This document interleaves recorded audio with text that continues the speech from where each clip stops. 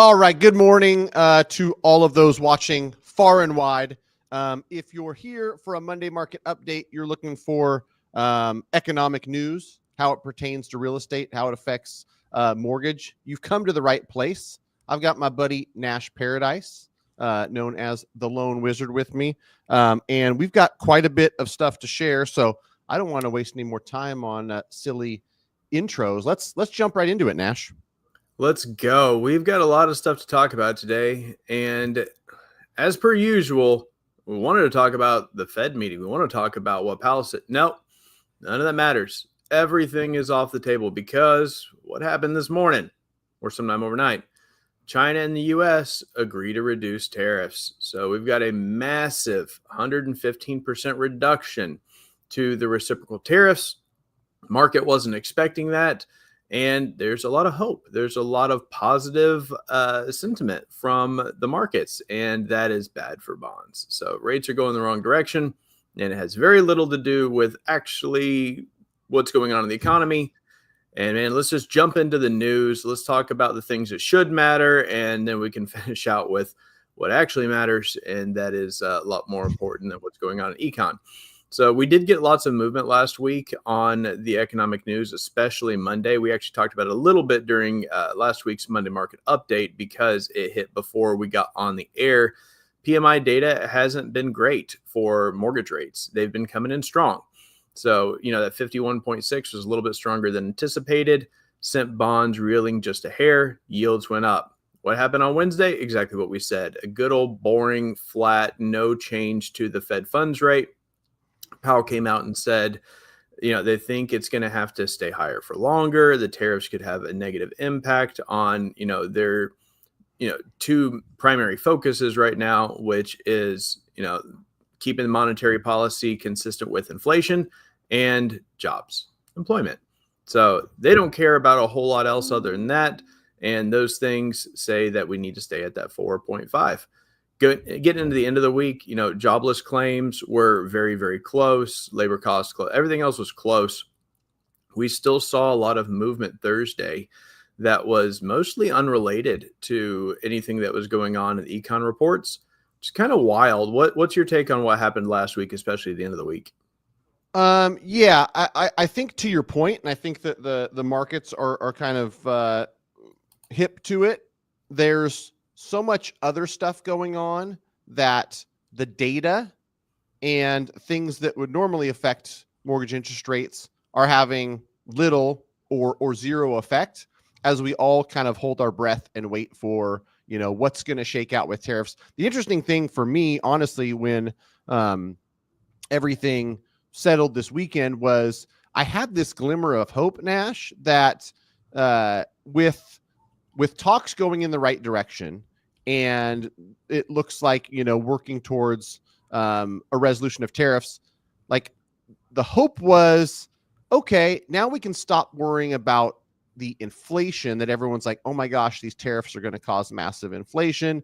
And so I guess maybe it's the eternal optimist in me that was like, maybe this is going to be good for rates. And still it's too early to tell. So I don't think we should, give up on that idea because we're only a few hours into, what the market's done after talks of resolution with China. But the immediate reaction was kind of negative for mortgage interest rates. But I'm still hopeful that we're like, okay, there's some more certainty. We're not as worried about, tariff trade wars and inflation. And so I don't know, but like the immediate reaction of what we're seeing this morning, I guess, is like we've seen over these last couple months. This stuff is way more important than it's ever been as far as mortgage rates go and how they're affected versus, the typical data that we look at week in and week out. Yeah, I mean, you roll back to Thursday, we get a trade agreement worked out with the UK, rates go up, and then they keep going up. And what was weird is Friday was completely flat. I mean, there's just sideways trading, not a lot of stuff going on. We had a ton of Fed chairs speaking, ton of members of the Fed speaking on Friday, didn't move the needle. All the tariff stuff this morning moved it big time. And, trade wars are great for mortgage rates. The resolution of said trade wars, not so great for mortgage rates. We've got, bond prices coming down, more money going into bonds, yields go up. We need bonds to sell. We need, bond prices sell. We get bond prices coming down. We need that drop in the treasuries, and we are very near a ceiling right now, which is kind of wild. But we'll see. 10-year bond trading right now at 4.44. That's definitely on the high side. So we'll see. I feel like this is an overreaction. And let's talk about what the economic data looks like this week, because we have huge numbers and big things coming out this week. Today, not much going on. Tomorrow's huge. Look at that. We got 4 red bars. So if you can't see what's going on here, I'll tell you. We've got month-over-month CPI, Consumer Price Index. That's month-over-month inflation. Year-over-year inflation. We also have the food and energy numbers as well. So that's going to be big. Year-over-year, CPI is projected at 2.4. It was 2.4 previously. That should stay consistent. The month-over-month is kind of interesting because we had a little bit of deflation in the last month-over-month at negative 0.1. And now we're projecting a 0.3 while still holding steady to the year-over-year. So Tuesday could be interesting. Wednesday is a pretty big day as well. We've got, let's see, retail sales is going to be big. Producer price index, the PPI numbers are going to be fairly important.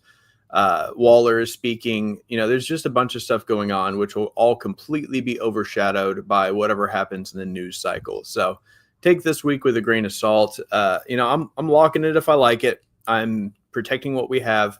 There's no way to anticipate the kind of changes that can be impacted by something as severe as trade negotiations. Even though we've got a 90-day pause, it's fairly worked out right now. Any tweets, anything coming out from the White House is going to keep moving the needle. But I think what is more interesting is something that we can focus a little bit more on is what is the Fed going to do this year? Because we have seen a lot of changes in this chart week over week as we've been talking. You want to jump right in and tell me a little bit about what you're looking at here, Matt? Yeah, we've seen this move quite a bit. And so every time I look at it, I'm like, all right, let's see what changed. And it looks like if we go down to December, which I tend to do, it's like, all right, how many are we expecting to get this year?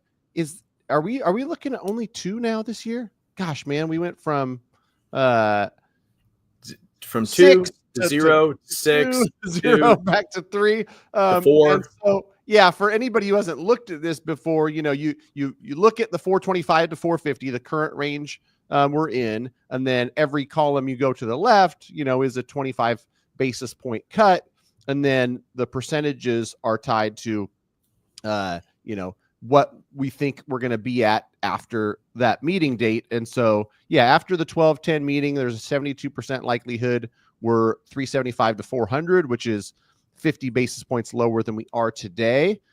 It looks like all of a sudden we're back to 92% likelihood that the Fed does nothing in January. This was like an 80% likelihood they cut only June. like 2 weeks ago. June. Did I say June? You said January. Oh, June. It's June.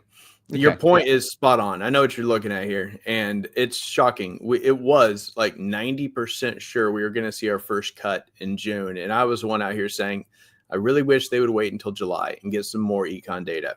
Now They were listening to Nash. Like apparently the Fed just tunes in and they're like, Yes. Nash Paradise said this. We should probably follow. Out of my average of 15 viewers I get on my podcast weekly, I'm sure most of them are watching it on your page or the UMortgage homepage. But out of those 15 people, I'm pretty sure 10 of them are members of the Fed. That would make sense. Yeah. Thanks, guys. It's just bizarre to go from an almost certainty in a June cut to now almost certain by September.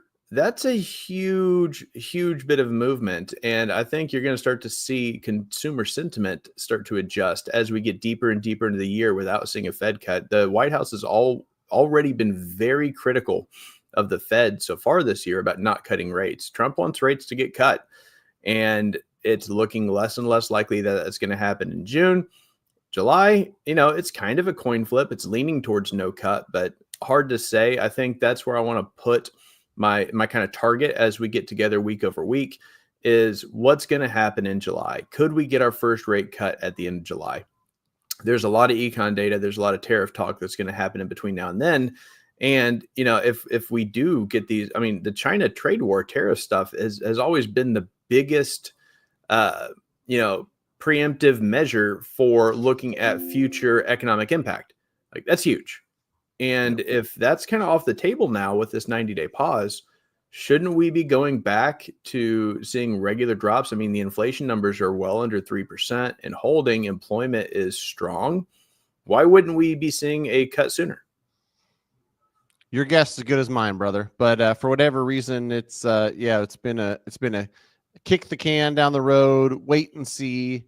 Something about it, I think, Jerome Powell kind of likes not having to, use the tools at his disposal. And I don't know, maybe rightly so. Maybe it's like, hey, if it doesn't appear that we've got issues with employment and, we can continue to kind of stay pat, then we do. I don't know.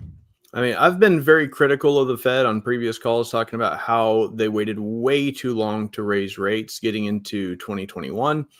Could it be that they're too slow to lower? I don't know. We'll see. 425 to 450 isn't like massively high, but it does feel a lot higher based on where our current inflation figures are. But again, just to wrap this up, we're looking at 2 rate cuts now throughout all of 2025. First one is not projected to happen until September. We will just check in next week and see where that goes. But let's get to the reason everyone's here. What's going on with mortgage rates, Matt? They found a little bit of stability, it looks like, right between 6.75 and 7% for, Mortgage News Daily's kind of nationwide average of where folks are locking. Again, you might not have an 800 credit score, 30% down and paying a point. So your rate might vary, you different programs.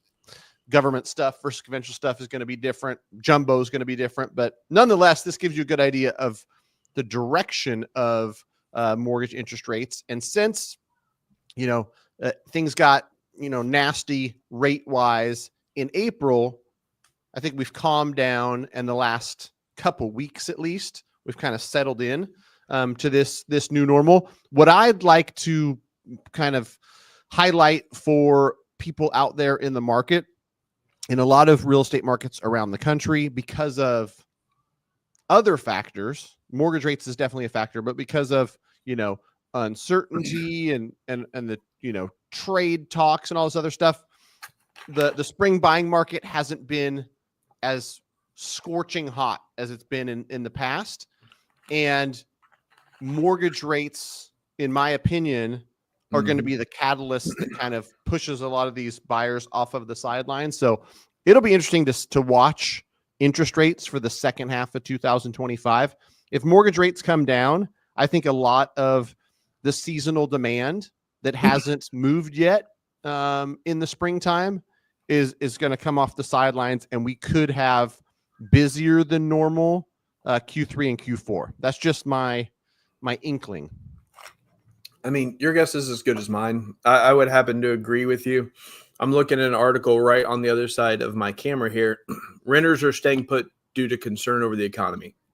Current state of the housing market overview for a midsummer decline. Consumer sentiment is down. Does the trade stuff change that? Do people feel better, more secure in the economy as we get these trade deals worked out with the UK, now China?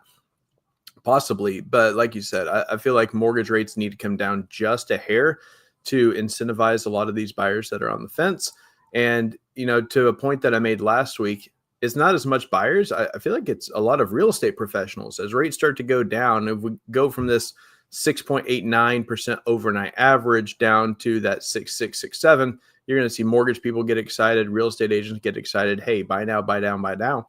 As things are going lower, that's going to move the market. I mean, people trust their experts. People are going to be watching what they see on the news, and it's not going to take a lot of movement. I mean, the difference in that 689, like a 667, which is one of the lower spots that we've seen recently, it's not hugely impactful for most people's monthly payments, depending on their average sales price, but sentiment is everything, and that positivity is going to drive it. So there's a lot of wait and see, a lot of higher for longer going on right now. Everything we normally talk about in all its impact is kind of off the board right now with the tariff stuff. So that's definitely my final thoughts on all this is, man, I can't wait to get together next week and just see what happened. Where did we go from this tariff stuff, and how did that impact things the previous week?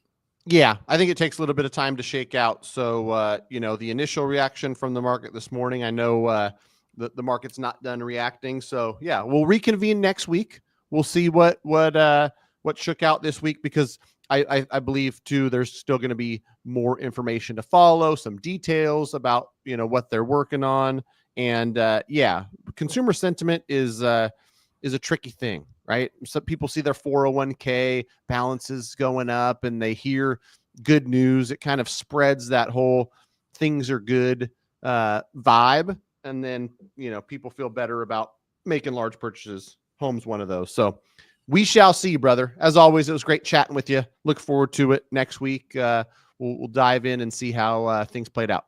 Gonna be a fun one, man. Appreciate you. Yep. Thanks, brother. Take care. Bye-bye.